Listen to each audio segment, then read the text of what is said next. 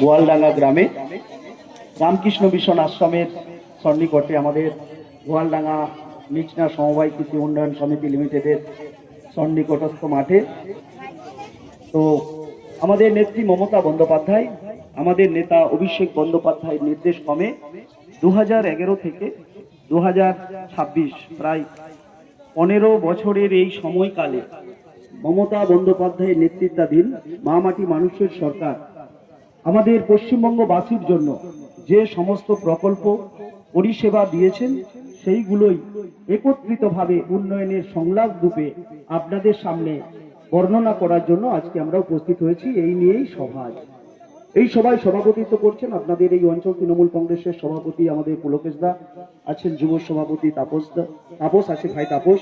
আমাদের সাথে এসেছেন চেয়ারম্যান সাহেব কৃপাই পৌরসভার চেয়ারম্যান বিকাশ দাস মহাশয়, আছেন চন্দ্রকোনা 2 এর যুব তৃণমূল কংগ্রেসের আমাদের সভাপতি ভাই সুমন আছে, সহ আপনাদের সকল স্তরের নেতৃত্ব আমাদের চিন্ময় দা আছে, আলোক দা আছে, মুক্তিপদ দা আছে, সনাতন দা আছেন, আমাদের কাকাতুয়া দা আছে, বুড়ো দা আছে, ভম্বল দা আছে, এছাড়াও সকল জনপ্রতিনিধি সহ আমাদের মহিলা তৃণমূল কংগ্রেসের নেত্রী আমাদের পূর্ণিমা দি আছেন, সকলকেই।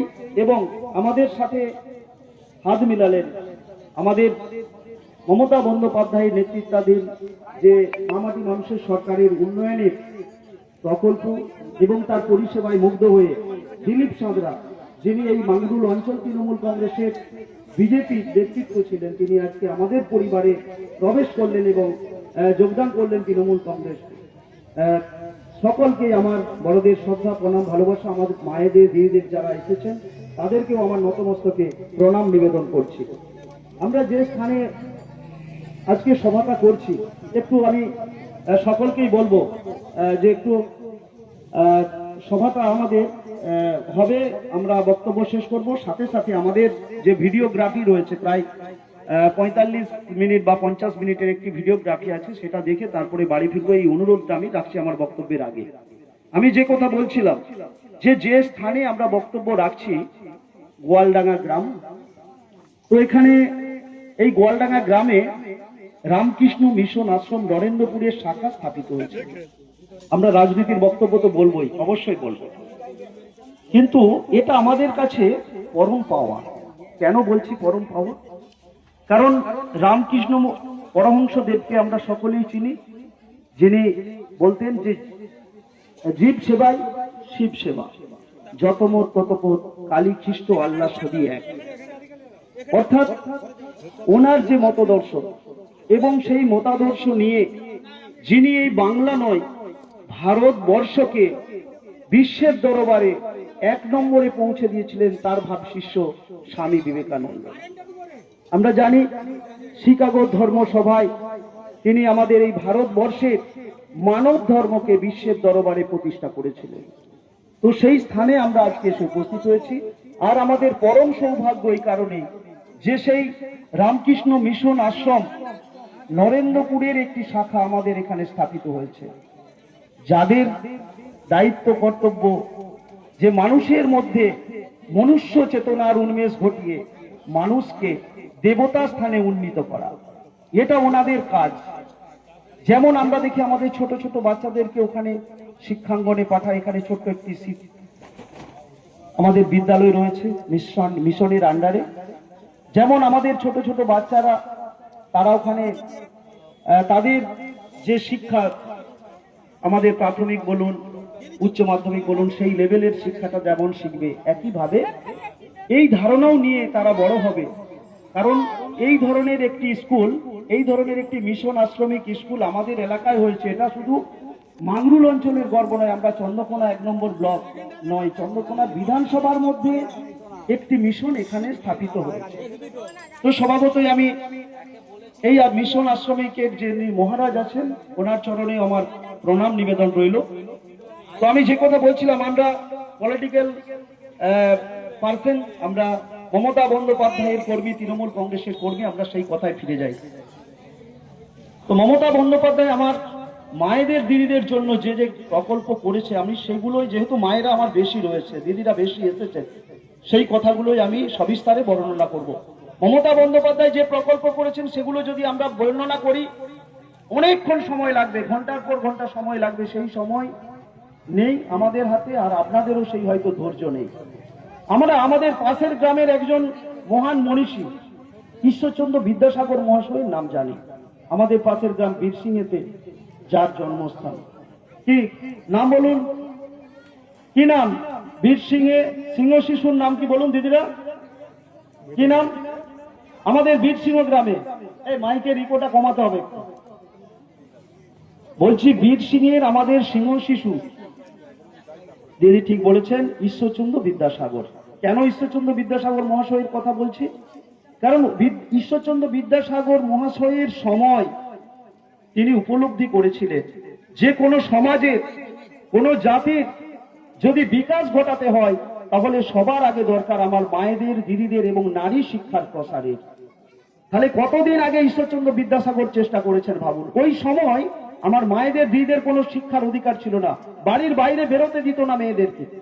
ওই সময় ওই কুসংস্কার ভেঙে যিনি মায়েদের শিক্ষার ব্যাপারে অগ্রণী হয়েছিলেন তিনি ঈশ্বরচন্দ্র বিদ্যাসাগর। তিনি বালিকা বিদ্যালয় ওই সময় স্থাপন করেছিলেন, তিনি মেয়েদের শিক্ষার জন্য কলেজ স্থাপন করেছিলেন, ওই সময় করেছিলেন। অবশ্য তাকে এই কুসংস্কার থেকে সংস্কার আন্দোলনের জন্য, সমাজ সংস্কারের জন্য গ্রাম ছাড়তে হয়েছিল। বিগত দিনে আমরা জানি, আমরা বই পড়ে শুনেছি, আমাদের যারা গুরুজন রয়েছেন তাদের কাছে আমরা শিখেছি, জেনেছি। তার পরবর্তী পর্যায়ে অনেক রাজনৈতিক পালাবদল ঘটেছে এই বাংলার রাজনীতিতে। কেউ আমার মায়েদের, দিদিদের শিক্ষার ব্যাপারে তারা যাতে নিজের পায়ে দাঁড়িয়ে স্বনির্ভর হতে পারে কেউ আর এগোয়নি। যিনি এগিয়েছেন তিনি আপনাদের অংশভূতা, আমাদের দিদিদের অংশভূতা, আমার দিদিদের একজন, বাংলার দিদি, পশ্চিমবঙ্গের মুখ্যমন্ত্রী মাননীয়া মমতা বন্দ্যোপাধ্যায়।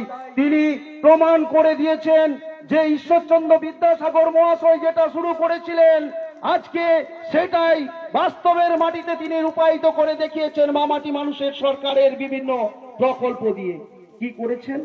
আপনার বাড়ির ছোট্ট মেয়েটা স্কুলে যাবে, লেখাপড়া শিখবে, সুশিক্ষায় শিক্ষিত হবে, কন্যাশ্রী প্রকল্পে বছরে 1000 টাকা তার অ্যাকাউন্টে পৌঁছে যাবে। এটা তার হাত খরচের জন্য নয়, সে সুশিক্ষায় শিক্ষিত হবে, স্কুলে তার খাতা আছে, পেন আছে, কলম আছে, টিউশনের খরচ আছে, চালাবে। ওই মেয়েটা আরেকটু বড় হয়ে উচ্চ মাধ্যমিক স্কুলে যাবে, 18 বছর বয়স হলে তার অ্যাকাউন্টে পৌঁছে যাবে 25,000 টাকা কন্যাশ্রী 2, যাতে সুশিক্ষায় শিক্ষিত হতে পারে। আবার ওই মেয়েটা আরো বড় স্কুলে যাবে, কলেজে পৌঁছে যাবে, কলেজে পড়বে, প্রতি মাসে কন্যাশ্রী 3 থেকে সে টাকা পায় এবং যাতে সুশিক্ষায় শিক্ষিত হতে পারে। এবারে ওই মেয়েটি ধরুন 18 বছর বয়স হলো, সে নিজের পায়ে দাঁড়িয়েছে, সংসার জীবনে প্রবেশ করবে, বা সে প্রতিষ্ঠা পেতে পারেনি, বা সে ফেল করেছে, সে উত্তীর্ণ হতে পারেনি। সেই মেয়েটার বাবা মা তার সংসার ধর্মে তাকে প্রবেশ করাবে, তার অ্যাকাউন্টে মমতা বন্দ্যোপাধ্যায়ের রূপশ্রী প্রকল্পের মধ্য দিয়ে 25,000 টাকা পৌঁছে দেয়। বিগত দিনে অনেক সরকার এসেছে গেছে, অনেক নেতা মন্ত্রীর জন্ম হয়েছে, কারণ আমার মায়েদের, দিদিদের জন্য এই ধরনের চিন্তা ভাবনা করেনি। যিনি করেছেন তার নাম মমতা বন্দ্যোপাধ্যায়। তিনি আমাদের সকলের মুখ্যমন্ত্রী, আমাদের দিদি। তার নেতৃত্বাধীন মামাটি মানুষের সরকার এই ধরনের প্রকল্প করেছে। আজকে ভাবুন, আজকে আমরা সকলে মিলে ভোট দিয়েছিলাম, আর একটা সরকার রয়েছে আমাদের দিদিদের জন্য। মমতা বন্দ্যোপাধ্যায় তো লক্ষ্মীর ভান্ডার করেছে, সবচেয়ে জনপ্রিয় প্রকল্প। বলুন সকলে মিলে কে পাননি বলুন লক্ষ্মীর ভান্ডারের প্রকল্প, সে হাত তুলবেন। বাকি যে পাননি তিনি উঠে দাঁড়িয়ে বলুন যে আমি পাইনি। অর্থাৎ আমার মায়েরা, দিদিরা সকলেই এখানে পান। আবার এবারে হাত তুলুন, কারা কারা লক্ষ্মীর ভান্ডার পান, কারা কারা পান, হাত তুলুন, কারা কারা পান। এখানে দেখুন সকলেই লক্ষ্মীর ভান্ডার পায়। তাহলে আমরা লক্ষ্মীর ভান্ডার পাই, এটা মমতা বন্দ্যোপাধ্যায় জনপ্রিয় প্রকল্প। কেন দেয় জানেন? এর পিছনেও কারণ রয়েছে। কারণ ভারতবর্ষে আপনাদের দ্বারা নির্বাচিত নরেন্দ্র মোদী, অমিত শাহের নেতৃত্বাধীন সরকার একটা সময় আপনাদেরকে কি বলেছিল? বলেছিল আমরা বিনা পয়সায় গ্যাস দেব, উজালা গ্যাস। আমি জোর গলায় বলতে পারি যে এমন কেউ এখানে নেই যারা বিনা পয়সায় পেয়েছে। সকলকে পয়সা দিয়ে গ্যাস নিতে হয়েছে। উল্টে কি হয়েছে, 300 টাকার গ্যাস আজকে 1000 টাকা হয়েছে। সংসার চালাতে আপনি হিমশিম খাচ্ছেন, কিন্তু আপনি নিশ্চিত আছেন যে মমতা বন্দ্যোপাধ্যায়ের সরকার রয়েছে, মা মাটি মানুষের সরকার রয়েছে। প্রতি মাসে বিগত দিনে 1200 টাকা, আজকে সেটা হয়েছে 1500 টাকা আপনার অ্যাকাউন্টে পৌঁছে দিয়েছে। তিনি আর কেউ নন। এটা কদিন আগে বলেছিল যে আমি 500 টাকা বাড়াবো? কদিন আগে বলেছিল বলুন? 5 দিন আগে বলেছিল। এই 5 দিন আগে, এই 5 দিনের মধ্যে আপনার অ্যাকাউন্টে সেই টাকাটা পৌঁছে দিয়েছে। আর 2014 আগে ভোটে বলেছিল নরেন্দ্র মোদী, আপনার আমার দ্বারা সকলের ভোট চুরি করে যিনি প্রধানমন্ত্রী হয়েছেন, তিনি 14 সালের আগে বলেছিলেন যে আমি ভোটে জিতলে প্রত্যেকের অ্যাকাউন্টে 15 লক্ষ করে টাকা পৌঁছে দেব। আমি আজকে আমার মায়েদের দিদিদেরকে জিজ্ঞেস করব, কার অ্যাকাউন্টে 15 টাকা অবধি দিয়েছে কিনা বলুন? কারো অ্যাকাউন্টে একটি টাকাও দেননি। তার নাম ওই নরেন্দ্র মোদী, আমাদের ঢপবাজ প্রধানমন্ত্রী, মিথ্যেবাদী প্রধানমন্ত্রী। অথচ মমতা বন্দ্যোপাধ্যায় আমার এই মায়েদের অধিকার প্রতিষ্ঠার লড়াইয়ে অনেক অগ্রণী হয়েছেন। বলুন, আজকের দিনে দাঁড়িয়ে 2011 সালে মমতা বন্দ্যোপাধ্যায় একজন মহিলা মুখ্যমন্ত্রী হিসেবে এসে তিনি উপলব্ধি করেছিলেন যে ছোট্ট থেকে একটি মেয়ে বড় হতে গেলে এবং নিজের পায়ে দাঁড়াতে গেলে, বিশেষ করে মমতা বন্দ্যোপাধ্যায় মুখ্যমন্ত্রী হয়েছেন, প্রশাসনিক চেয়ার দখল করছেন, এই রাজ্যের সর্বোচ্চ চেয়ার। তিনি উপলব্ধি করেছেন একটি মেয়েকে নিজের পায়ে দাঁড়াতে গেলে কত লড়াই সংগ্রামের মধ্য দিয়ে উঠে আসতে হয়। তাই নারী পুরুষ আমরা মুখে বলি সবাই সমান সমান অধিকার রয়েছে, কিন্তু বাস্তবের মাটিতে দাঁড়িয়ে যাতে মেয়েদের প্রকৃত সমান অধিকার প্রতিষ্ঠা করা যায় তার জন্য আইন প্রণয়ন করেছেন। গ্রাম পঞ্চায়েত আইনে, পঞ্চায়েতের ত্রিস্তর আইনে আমার মায়েদের দিদিদের জন্য 50% আসন সংরক্ষণ করেছেন তিনি মমতা বন্দ্যোপাধ্যায়। আপনাদের গ্রাম পঞ্চায়েতে যদি 20 জন পঞ্চায়েত সদস্য থাকে, তাহলে 10 জন আপনার আমার কেউ কোনো না কোনো বোন, কোনো দিদি, কোনো মা প্রতিদ্বন্দ্বিতা করছেন, তারা গ্রাম পঞ্চায়েত পরিচালনা করছেন। আমি যেখানে জনপ্রতিনিধিত্ব করি, পঞ্চায়েত সমিতি, সেখানে 18টা সিট রয়েছে। মমতা বন্দ্যোপাধ্যায়ের এই আইনের বলে সেখানে আমার মায়েরা দিদিরা মিলিয়ে মোট 11 জন আছে। 18 জনের মধ্যে 11 জন আমার মায়েরা দিদিরা রয়েছে। জেলা পরিষদে 50 জনের মধ্যে প্রায় 26 থেকে 27 জন মহিলা নেত্রী রয়েছেন। তারা এই মমতা বন্দ্যোপাধ্যায়ের সাংবিধানিক আইন বলে তারা জেলা প্রশাসন পরিচালনা করছেন, যেটা সারা ভারতবর্ষে গেলে আপনি কোথাও দেখাতে পারবেন না, যেটা করে দেখিয়েছেন আপনার আমার সকলের নেত্রী মমতা বন্দ্যোপাধ্যায়। আজকে নরেন্দ্র মোদীর নেতৃত্বে, অমিত শাহের নেতৃত্বে ভারতবর্ষের কেন্দ্রীয় সরকার গরিব মানুষের বাড়ির ছাদে টাকা আটকে রেখেছে, বাড়ির টাকা আটকে রেখেছে, কিন্তু মমতা বন্দ্যোপাধ্যায়কে থামিয়ে রাখতে পারেনি। মমতা বন্দ্যোপাধ্যায় বলেছিল ওরা যদি না দেয় আমি দেব, প্রমাণ করে দিয়েছেন। 6 মাস আগে 12.5 লক্ষ বাড়ি, গরিব মানুষের বাড়ির ছাদ তৈরি হয়েছে, 1,20,000 টাকা করে পৌঁছে দিয়েছে। বর্তমানে প্রায় 20 লক্ষ, তার মধ্যে 16.5 লক্ষ ওই তালিকা থেকে দিয়েছে। আর যাদের ওই তালিকায় নাম ছিল না, তাদেরকে আমরা বিগত দিনে বলেছিলাম যে আপনারা দিদিকে বলতে ফোন করুন। আমরা নীল রঙের একটা কার্ড বাড়িতে বাড়িতে দিয়ে এসেছিলাম, তফসিলি সংলাপ বঙ্গধ্বনি যাত্রার মধ্য দিয়ে। আমরা মানুষকে বলেছিলাম আমরা তো ওই তালিকায় নাম দিতে পারবো না, কারণ এটা কেন্দ্রীয় সরকার সেন্সাস করে ওই তালিকা তৈরি করেছে, ওই তালিকায় আমরা নাম ঢোকাতে পারবো না।